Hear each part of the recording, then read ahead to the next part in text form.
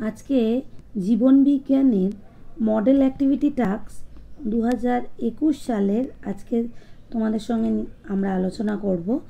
চলো দেখি উত্তরগুলো কি হবে। কোশ্চেন নাম্বার 1 দেখো, প্রতিটি প্রশ্নের সঠিক উত্তরটি নির্বাচন করে তার ক্রমিক সংখ্যাসহ বাক্যটি পূর্ণ করে লেখো। উদ্ভিদের পর্বমধ্যে দৈর্ঘ্য বৃদ্ধি ঘটায় যে হরমোনটি সেটি হলো, উত্তর হবে কি? তাহলে এখানে জিববারেলিন। জিববারেলিন কী করে না, উদ্ভিদের পর্বমধ্যের দৈর্ঘ্যের বৃদ্ধি ঘটায়। সেটা কীরকমভাবে হয় দেখো,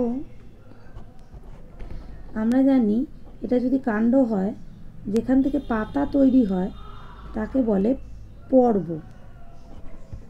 বোঝা গেছে? তাহলে এটা হলো একটা পর্ব,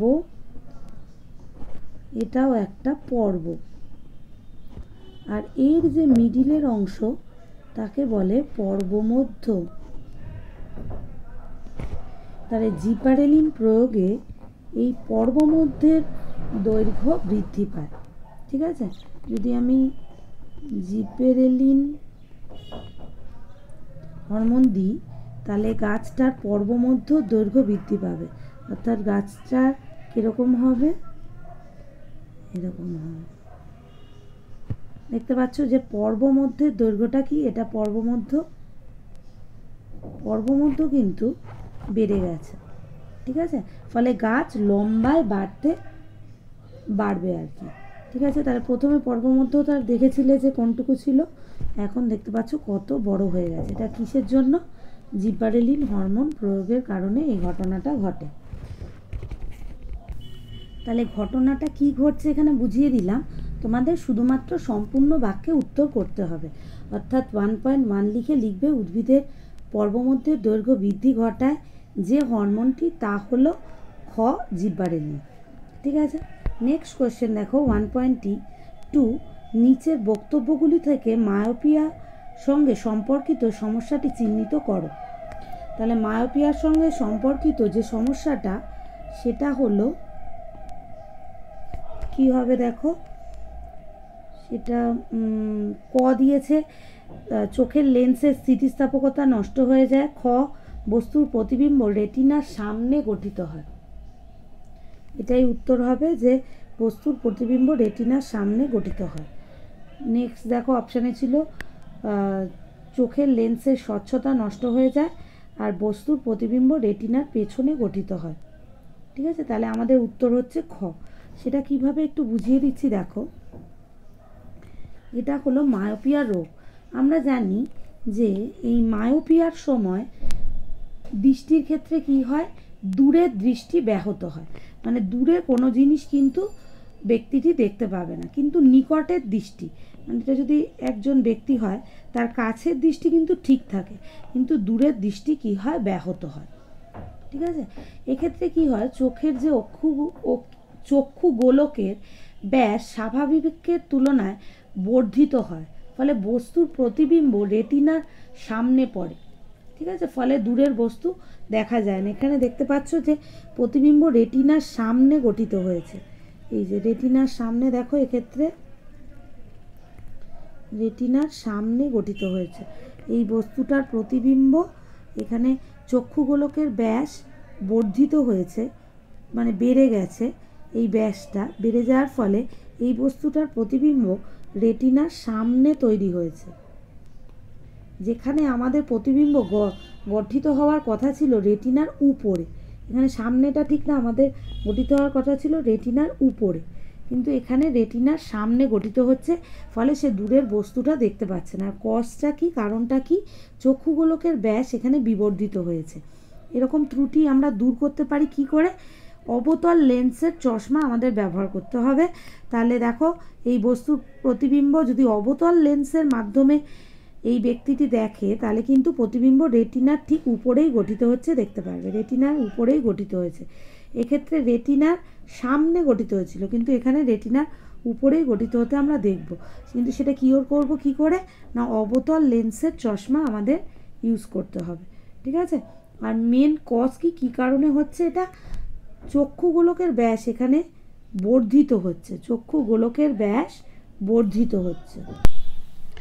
দেখো এখানে মায়োপিয়ার আরেকটা ছবি দেখিয়েছি, যেটাতে পরিষ্কার বোঝা যাচ্ছে যে প্রতিবিম্ব রেটিনার সামনে গঠিত হয়েছে। দেখতে পাচ্ছ তোমরা, প্রতিবিম্বটা রেটিনার সামনে গঠিত হয়েছে। আর যখন এই মায়োপিয়া রোগের ত্রুটি আমরা দূর করি কী করে, অবতল লেন্স ব্যবহার করে। অবতল লেন্স যখন ব্যবহার করা হচ্ছে তখন দেখো ঠিক রেটিনার উপরে প্রতিবিম্বটা তৈরি হচ্ছে। আর না না মানে অবতল লেন্স যখন ব্যবহার করা হচ্ছে না তখন এই রোগের ক্ষেত্রে প্রতিবিম্বটা রেটিনার সামনে গঠিত হচ্ছে। কারণ কি, এখানে চক্ষু গোলকের ব্যাসটা বিবর্ধিত হয়েছে।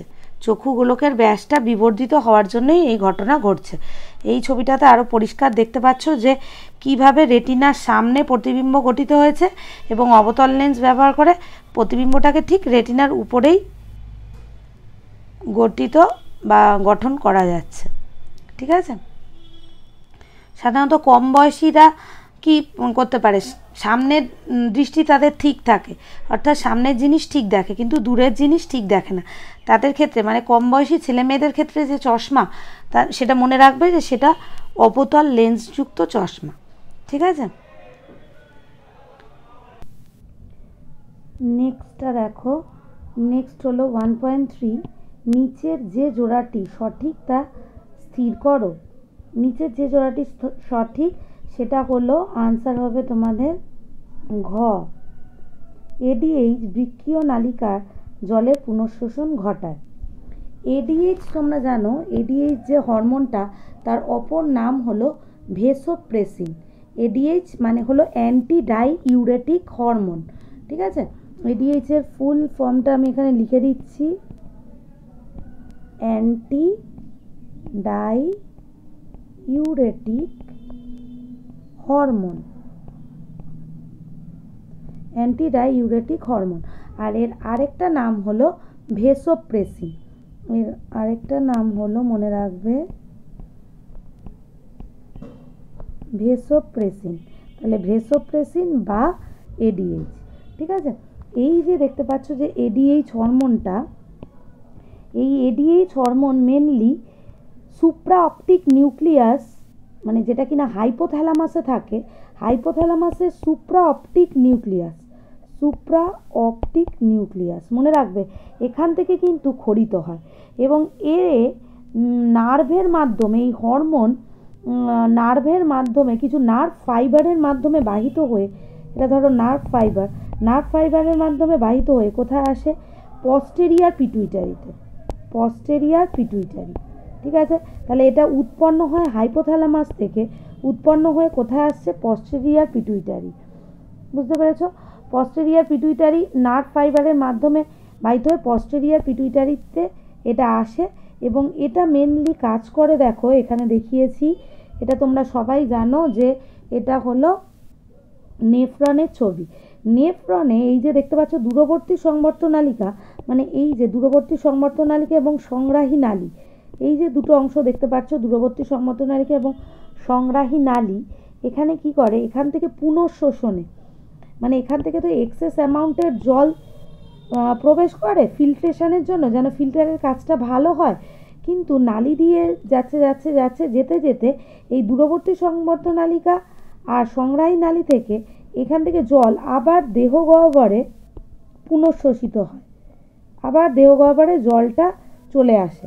এখান থেকে এক্সেস অ্যামাউন্টের জল গেছিলো কারণ ফিল্ট্রেশনের কাজটা যেন ভালো হয়, কিন্তু যেই দূরবর্তী সংবর্ত নালিকা এবং সংগ্রাহী নালীতে চলে আসলো তখন তো ফিল্ট্রেশনটা অলরেডি হয়ে গেছে, তাই এখান থেকে জল পুনরায় দেহ গহ্বরে পুনঃশোষিত হয়। এবং এই যে পুনঃশোষণের কাজ, এই কাজটা কে করে, দূরবর্তী সংবর্ত নালিকা এবং সংগ্রাহী নালীতে এডিএইচ এই পুনঃশোষণের কাজটা করে। এডিএইচ হরমোন যদি ঠিকঠাক কাজ না করে তাহলে এখান থেকে অতিরিক্ত জল মূত্রের মাধ্যমে বেরিয়ে যাবে, তখন তাকেও বলা হয় বহুমূত্র রোগ। ঠিক আছে, এই বহুমূত্র রোগ তাহলে দুটো কারণে হতে পারে, একটা ডায়াবেটিসের জন্য হতে পারে, আবার একটা এই এডিএইচের জন্যও হতে পারে।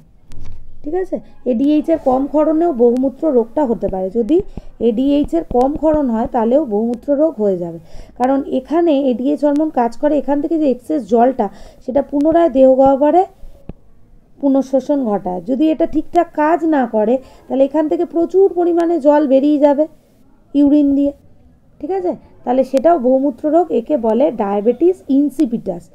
এই এডিএইচ হরমোন যদি ঠিকঠাক কাজ না করে তাহলে যে রোগটা হয় তাকে বলে ডায়াবেটিস ইনসিপিডাস। ঠিক আছে, তাহলে এডিএইচ হরমোন দেখতে পারলে যে পুনঃশোষণের কাজটা করছে কোথায়, এই নেফ্রনের দূরবর্তী সংবর্ধ নালিকা এবং সংগ্রাহী নালী অংশে।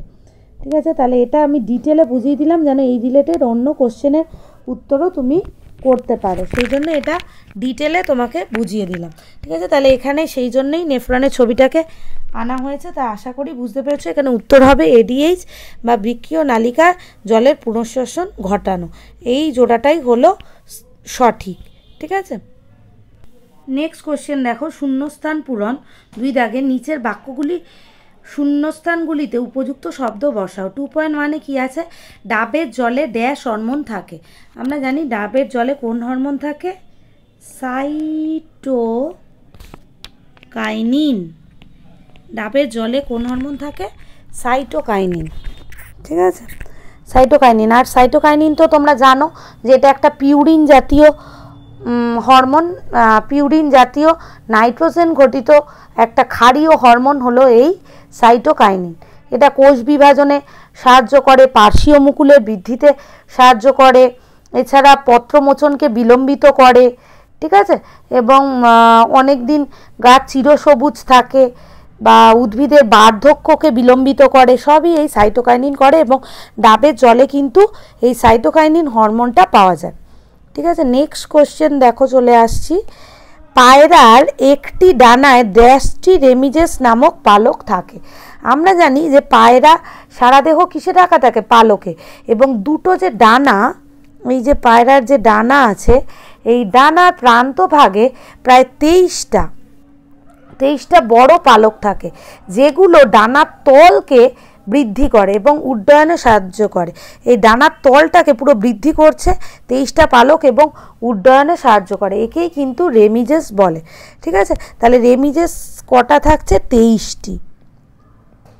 23টি রেমিজেস থাকে। ঠিক আছে, এই ডানার পালকগুলোকে বলা হয় কি, তাহলে রেমিজেস। এরকমই মনে রাখবে যে পায়রার কিন্তু পুচ্ছভাগেও, এটা একটু এক্সট্রা ইনফরমেশান দিয়ে দিচ্ছি, পুচ্ছভাগেও কিন্তু 12টি, মনে রাখবে পুচ্ছভাগে 12টি বড় পালক থাকে, যেটা উড্ডয়নের সময় দিক পরিবর্তন করতে হেল্প করে। এটা মেনলি দিক পরিবর্তন করতে হেল্প করে। ঠিক আছে, এদের বলে রেক্ট্রিসেস, এদের বলে রেক্ট্রিসেস। তাহলে রেক্ট্রিসেস হলো পুচ্ছ থেকে বা ভাগের পালক, আর ডানার পালক হলো রেমিজেস। ডানার পালক রেমিজেস। রেমিজেস থাকছে 23টা আর রেক্ট্রিসেস থাকছে 12টি। রেমিজেস 23টা এবং রেক্ট্রিসেস থাকছে 12টি। ঠিক আছে, মনে থাকবে এটা হলো রেক্ট্রিসেস, RECTRICES। রেক্ট্রিসেস থাকছে 12টা আর রেমিজেস হলো 23টা, মনে রাখবে।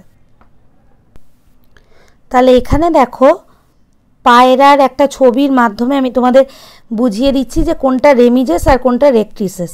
এটা দেখতে পাচ্ছ, ডানার পালকগুলো এগুলো হলো রেমিজেস, আর যে লেজের পালকগুলো এগুলো হলো রেক্ট্রিসেস। বুঝতে পারছো, ছবিতে আরও ভালোভাবে দেখতে পাচ্ছ পায়রার এই রেমিজেস আছে, এই রেমিজেস আছে 23টি। ঠিক আছে, আর রেক্ট্রিসেস আছে 12টি।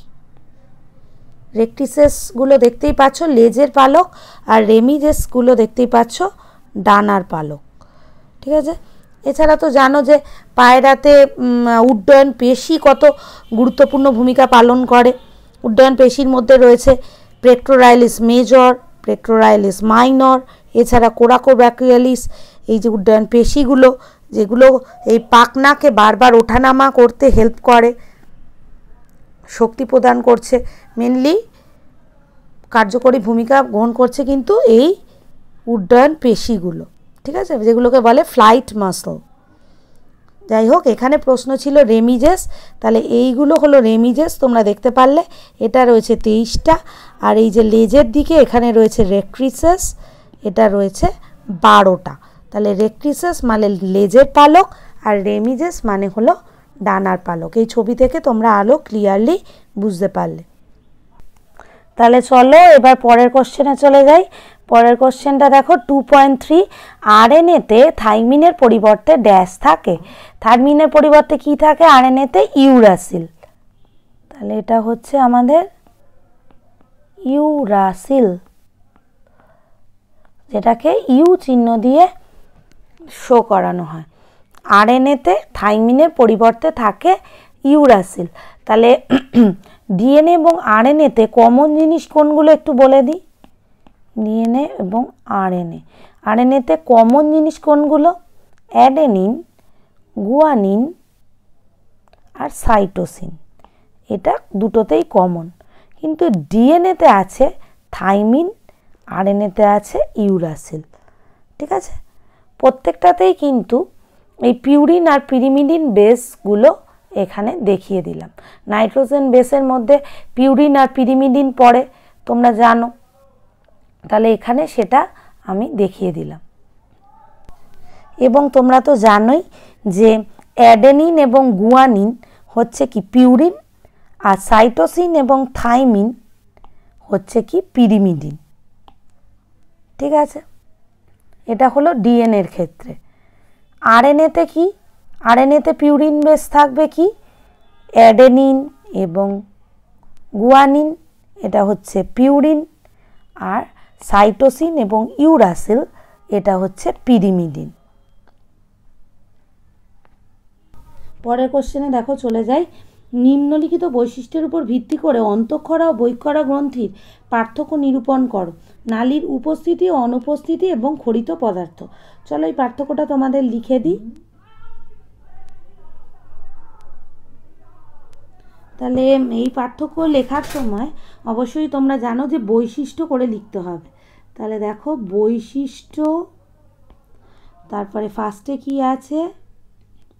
ফার্স্টে আছে অন্তঃক্ষরা। বৈশিষ্ট্য, অন্তঃক্ষরা আর বহিঃক্ষরা, এইভাবে 3টে কলাম করে লিখবে। তাহলে কলামগুলো কেটে নিই। বৈশিষ্ট্য, অন্তঃক্ষরা আর বহিঃক্ষরা। বৈশিষ্ট্যতে ফার্স্ট পয়েন্ট যেটা দিয়েছে সেটা হলো নালীর উপস্থিতি ও অনুপস্থিতি। এটা অন্তঃক্ষরাতে লিখব ক্ষরণ পদার্থ পরিবহনের, খনন পদার্থ পরিবহনের জন্য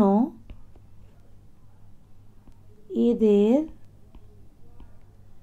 নির্দিষ্ট নালী থাকে না। ঠিক আছে, তাই এদের অনাল, মনে রাখবে অনাল গ্রন্থি বলে। অনাল গ্রন্থির নিচে দাগ দিয়ে দিতে পারো। আর বহিঃক্ষরার ক্ষেত্রে হবে ক্ষরণ পদার্থ পরিবহনের, ক্ষরণ পদার্থ পরিবহনের জন্য নির্দিষ্ট নালী থাকে, নির্দিষ্ট নালী থাকে, তাই এদের সনাল গ্রন্থি বলে। সনাল গ্রন্থি বলে। সনাল গ্রন্থির নিচে দাগ দিয়ে দিতে পারো। নেক্সটটা কি ছিল? নেক্সটটা ছিল ক্ষরিত পদার্থ। ঠিক আছে, তাহলে চলো নেক্সট পয়েন্ট করি। নেক্সট পয়েন্ট হলো বৈশিষ্ট্যর আন্ডারে লিখবে ক্ষরিত পদার্থ। অন্তঃক্ষরাতে কি লিখব? এদের ক্ষরিত পদার্থ হরমোন, এদের খরিত পদার্থকে কি বলে? হরমোন। আন্ডারলাইন করে দিতে পারো। আর কি লিখতে পারো আরটু? এদের ক্ষরণ পদার্থ, এদের ক্ষরণ পদার্থ রক্তের মাধ্যমে, এদের ক্ষরণ পদার্থ রক্তের মাধ্যমে পরিবাহিত হয়ে বিস্তীর্ণ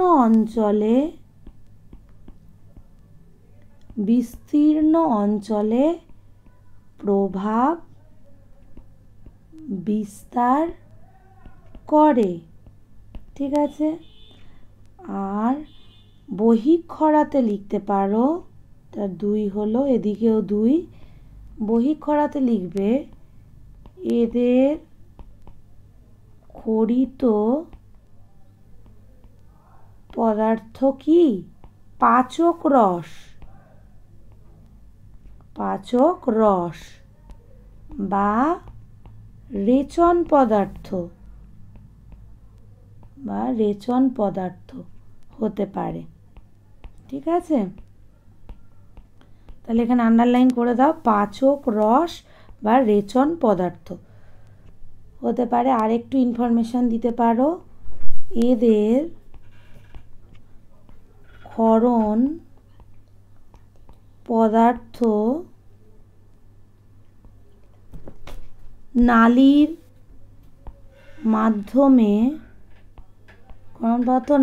মাধ্যমে সীমিত অঞ্চলে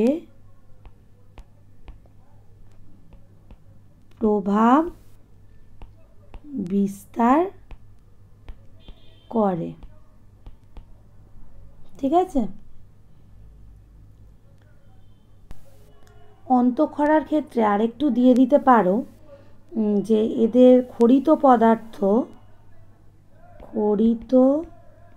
অন্তঃক্ষরাতে একটু দিচ্ছি, দেখো এই যে অন্তঃক্ষরা, তার আন্ডারেই লিখছি যে এদের খরিত পদার্থ দেহের বিভিন্ন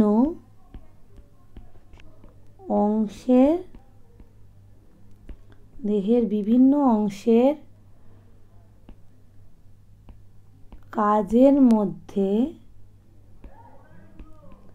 সমন্বয় সাধন করে। হরমোন তো জানো বিভিন্ন অংশে বা দেহের বিভিন্ন অংশের মধ্যে সমন্বয় সাধন করবে, কিন্তু এই যে দেখতে পাচ্ছ বহিঃক্ষরার ক্ষেত্রে কি হবে? বহিঃক্ষরার ক্ষেত্রেও লিখে দিই যে এদের খরিত পদার্থ দেহের বিভিন্ন অংশের কাজের জন্য সমন্বয় সাধন করে না। ঠিক আছে? এটা কিন্তু সমন্বয় সাধন করে না, কিন্তু এক্ষেত্রে এরা সমন্বয় সাধন করে। তাহলে এটা গেল অন্তঃক্ষরা আর বহিঃক্ষরা গ্রন্থির পার্থক্য। নেক্সট কোশ্চেনটা দেখো কি ছিল। নেক্সট কোশ্চেনটা 3.2 এর, মাইটোসিসের সবচেয়ে দীর্ঘস্থায়ী দশায় নিউক্লিয়াসের কী কী পরিবর্তন ঘটে তা বর্ণনা কর। মাইটোসিসের সবচেয়ে দীর্ঘস্থায়ী দশা বলতে যেটা বুঝি সেটা হলো প্রোফেজ। দেখো এখানে আমি দিয়ে দিয়েছি, এটা হলো 3.2 এর আনসার, এটা হবে প্রোফেজ। তাহলে দেখো প্রোফেজ দশাটা কি না, নিউক্লিয়াস বিভাজনের যে দশায় নিউক্লিয় জালক থেকে ক্রোমোজোম সৃষ্টি হয় ও নিউক্লিওলাস অবলুপ্তি ঘটে তাকে বলে প্রোফেজ। এটি কিন্তু নিউক্লিয়াস বিভাজনের প্রথম এবং দীর্ঘস্থায়ী দশা, মানে সবথেকে বড় দশাটাই হলো প্রোফেজ। এই দশার বৈশিষ্ট্যগুলো হলো, এই দশায় ক্রোমাটিন সূত্রগুলো নিরুদিত, অর্থাৎ এখানে ডিহাইড্রেটেড হয়। ঠিক আছে, ডিহাইড্রেটেড হয় এবং ধীরে ধীরে স্পষ্ট হতে থাকে। ক্রোমাটিন সূত্রগুলো কুণ্ডলীকৃত হয়ে ক্রমশ ছোট, মোটা এবং নির্দিষ্ট সংখ্যক ক্রোমোজোম সৃষ্টি করে। ক্রোমাটিন সূত্রের কুণ্ডলী সূত্রের এই কুণ্ডলী ভবনকে বলা হয় স্পাইরালাইজেশন। ঠিক আছে, কুণ্ডলীকৃত হয়েছে, ছোট এবং মোটা হয়েছে, একেই বলে স্পাইরালাইজেশন। মনে রাখবে এই পদ্ধতিটাকে বলে কিন্তু স্পাইরালাইজেশন। ঠিক আছে, পরের পয়েন্ট দেখো, প্রতিটি ক্রোমোজোম সেন্ট্রোমিয়ার অঞ্চল ছাড়া লম্বালম্বিভাবে বিভাজিত হয়ে দুটি করে ক্রোমাটিড গঠন করে। ক্রোমাটিড দ্বয় পরস্পর সেন্ট্রোমিয়ার অঞ্চলে সংলগ্ন থাকে। প্রতিটি ক্রোমোজোমের ক্রোমাটিড দ্বয় পরস্পরকে নিবিড়ভাবে পেঁচিয়ে অবস্থান করে। পেঁচানো অবস্থাকে প্লেকটোনমিক কুণ্ডলী এবং পেঁচানো পদ্ধতিকে স্পাইরালাইজেশন বলে। ঠিক আছে, প্রোফেজ দশা চলাকালীন নিউক্লিওলাসটি আকারে ক্রমশ ছোট হতে থাকে এবং শেষের দিকে পুরোপুরি অবলুপ্তি হয়।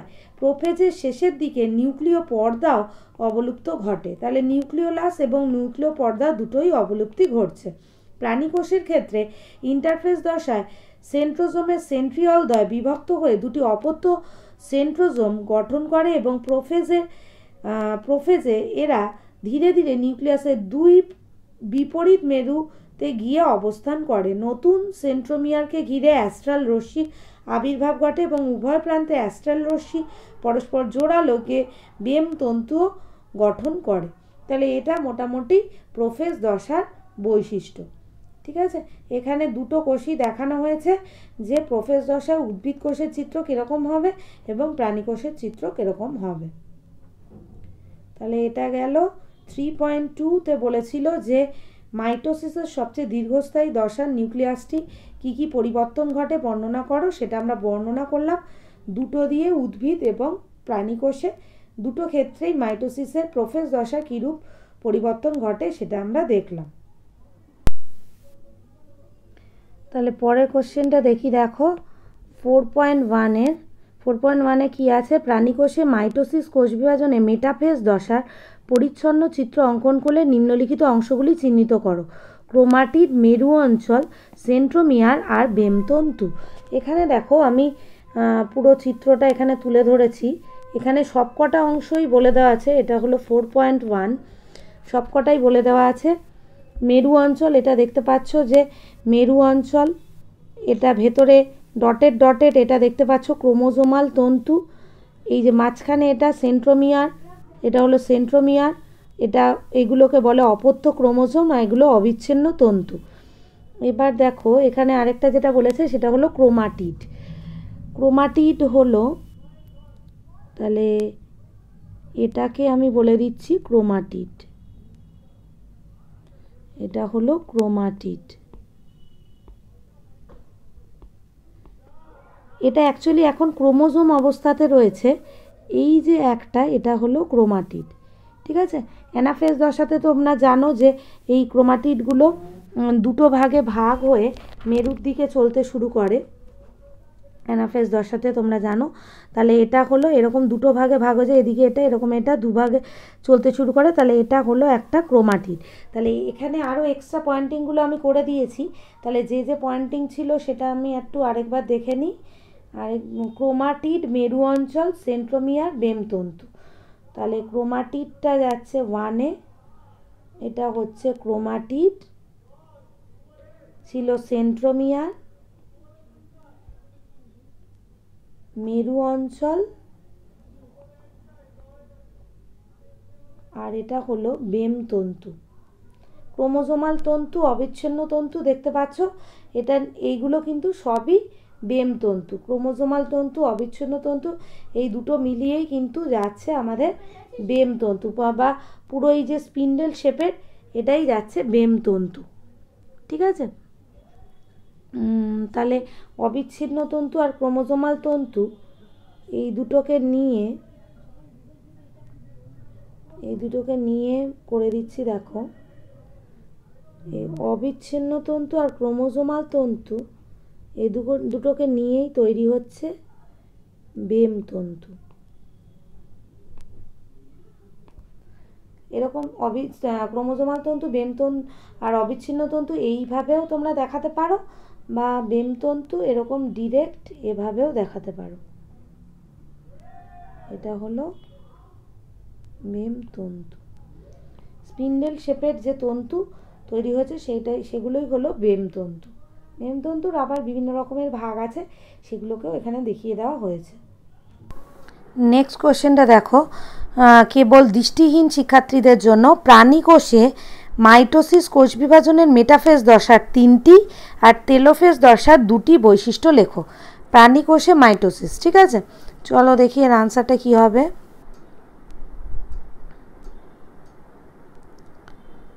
এর আনসারটাও দেখো এখানে করে দিচ্ছি। তাহলে এখানে দেখো আনসারটা এখানে বলে দিচ্ছি যে প্রাণী কোষের, এখানে উদ্ভিদ কোষটা দেখানো আছে, উদ্ভিদ কোষটা দেখার দরকার নেই, অনলি তোমরা এই প্রাণী কোষটা দেখো। প্রাণী কোষে তো তোমরা দেখেছো আশা করি যে বিভিন্ন রকমের তন্তু সৃষ্টি হয়েছে, স্পিন্ডেল যেগুলো অবিচ্ছিন্ন তন্তু বা কন্টিনিউয়াস ফাইবার, ক্রোমোজোমাল ফাইবার এবং ইন্টারজোনাল ফাইবার, ঠিক আছে। তাহলে দেখো এটা কি হচ্ছে, এই দশার শুরুতে নিউক্লিয় পর্দা সম্পূর্ণ অবলুপ্ত হয়ে যাচ্ছে। এটা দেখবে তোমরা, যেহেতু শুধুমাত্র প্রাণী কোষে বলেছে। এবং বেমতন্তু গঠিত হয় এবং বিভাজনকালে 3 প্রকার বেমতন্তু দেখা যাচ্ছে এখানে। অবিচ্ছিন্ন তন্তু, এই বেমতন্তু বেমের এক মেরু থেকে বিপরীত মেরু পর্যন্ত যুক্ত থাকে, কিন্তু ক্রোমোজোমের সঙ্গে যুক্ত থাকে না, দেখতে পাচ্ছ, সেই জন্য একে বলা হয়েছে অবিচ্ছিন্ন তন্তু। ক্রোমোজোমের সঙ্গে যেটা যুক্ত থাকছে না সেটা হলো অবিচ্ছিন্ন। ক্রোমোজোমাল তন্তু এক মেরু থেকে ক্রোমোজোমের সেন্ট্রোমিয়ার পর্যন্ত বিস্তৃত থাকে। আর ইন্টারজোনাল তন্তু অ্যানাফেজ দশায় চলমান দুটো সিস্টার ক্রোমাটিডের মধ্যবর্তী তন্তু, ঠিক আছে। ইন্টারজোনাল তন্তু দেখতে পারলে, তাহলে এই রকম 3 প্রকার তন্তু কিন্তু আমরা দেখতে পাচ্ছি, অবিচ্ছিন্ন তন্তু, ক্রোমোজোমাল তন্তু এবং ইন্টারজোনাল তন্তু, ঠিক আছে। এবং এগুলো দেখতে পাচ্ছি যে পুরো মেটাফেজের যেহেতু বৈশিষ্ট্য, সেই জন্য এটা দেখতে পাবো পুরো নিরক্ষীয় তল বরাবর ক্রোমোজোমগুলো সাজানো রয়েছে, তাই তো। দেখো ক্রোমোজোমগুলো বেমের বিষুব অঞ্চল বা নিরক্ষীয় অঞ্চলে, অর্থাৎ বেমের মাঝখানে ক্রোমোজোমীয় তন্তুর সঙ্গে সেন্ট্রোমিয়ার সংলগ্ন থাকে। আর প্রাণী কোষের ক্ষেত্রে ছোট ক্রোমোজোমগুলো বেমের কেন্দ্রের দিকে এবং অপেক্ষাকৃত, এটা ভালোভাবে বলবে যে প্রাণী কোষের ক্ষেত্রে ছোট ক্রোমোজোমগুলো কেন্দ্রের দিকে এবং অপেক্ষাকৃত বড় ক্রোমোজোমগুলো বেমের পরিধির দিকে অবস্থান করে, ঠিক আছে। আর প্রাণী কোষের ক্ষেত্রে কিন্তু অ্যাস্ট্রাল রশ্মি থেকে বেমতন্তু গঠিত হয়, ঠিক আছে। তাহলে এই 3টে বৈশিষ্ট্য মোটামুটি লিখলে হয়ে যাবে। সেই জন্য প্রাণী কোষের মাইটোসিস হলো অ্যাস্ট্রাল মাইটোসিস, যেহেতু এখানে অ্যাস্ট্রাল রশ্মি থেকে বেমতন্তু গঠিত হচ্ছে।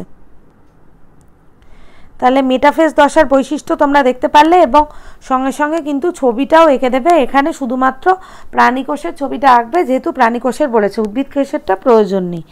এবার চলো দেখি টেলোফেজ দশার বৈশিষ্ট্য। টেলোফেজ, এখানেও শুধুমাত্র প্রাণী কোষেরটাই আঁকলে হবে, উদ্ভিদ কোষেরটা প্রয়োজন নেই। তাহলে এই দশায় কি হচ্ছে যে নিউক্লিয়াসের বিভাজনে যে দশায় কোষের 2 মেরুতে 2টি অপত্য নিউক্লিয়াস পুনঃসংগঠিত হয় তাকে টেলোফেজ বলে, এবং এটাই চতুর্থ এবং শেষ দশা। ক্রোমোজোমগুলো বিপরীত মেরুতে পৌঁছানোর পর কুণ্ডলী খুলে যেতে থাকে, ফলে অপত্য ক্রোমোজোম লম্বা এবং সরু হয়। ক্রোমোজোমগুলোকে পরিবৃত করে কিছু এন্ডোপ্লাজমীয় জালিকা সজ্জিত হয় এবং এগুলো পরস্পর যুক্ত হয়ে নিউক্লিয় পর্দা আবার গঠিত হচ্ছে। নির্দিষ্ট অপত্য ক্রোমোজোম নিউক্লিওলার অর্গানাইজার অংশে নিউক্লিওলাস গঠিত হয়। তাহলে নিউক্লিয় পর্দা যেমন গঠিত হচ্ছে, নিউক্লিওলাসও তেমনি গঠিত হচ্ছে। এখানে দেখতে পাচ্ছ নিউক্লিয় পর্দা, নিউক্লিওলাস গঠিত হচ্ছে। দীর্ঘ সরু ক্রোমোজোমগুলো ধীরে ধীরে নিউক্লিয় জালকে পরিণত হয়। অপত্য নিউক্লিয়াসে দুটো জল শোষণ করে স্ফীত হওয়ার ফলে ক্রোমোজোমগুলিকে আর দেখা যায় না এবং নিউক্লিয়াস দুটো স্বাভাবিক আকৃতি ধারণ করে, ঠিক আছে। এইভাবে সমসংখ্যক ক্রোমোজোমযুক্ত সম আকৃতি সমগুণ সম্পন্ন দুটো অপত্য নিউক্লিয়াস গঠনের মাধ্যমে মাইটোসিস বিভাজনের ক্যারিওকাইনেসিসের সমাপ্তি ঘটে। তাহলে এই ছবিটুকু এঁকে এই 3টে, এখান থেকে যে কোনো 3টে বৈশিষ্ট্য বলে দেবে। এটা হলো প্রাণী কোষে মাইটোসিসের টেলোফেজ দশার বৈশিষ্ট্য এবং তার ছবি। তাহলে আশা করি বুঝতে পারলে তোমরা। আমরা এখানে পুরো কোশ্চেনটা 2021-এর পুরো কোশ্চেনটা ডিটেলে আলোচনা করলাম, এটা ছিল তোমাদের 2021-এর প্রশ্ন বা অ্যাক্টিভিটি টাস্ক ক্লাস 10-এর, এবং সেটা আমরা এখানে ডিটেলে তোমাদের সামনে তুলে ধরলাম। তোমরা যদি এই আলোচনা দেখো তাহলে শুধুমাত্র এই অ্যাক্টিভিটি টাস্ক নয়, এখান থেকে একাধিক প্রশ্নের বা লার্নিং আউটকামসের বেসিসে যে প্রশ্নগুলো, যে তোমরা কি উপলব্ধি করলে তার বেসিসে যে প্রশ্নগুলো, সেগুলোও কিন্তু আমি এখানে ডিটেলে আলোচনা করে দিলাম।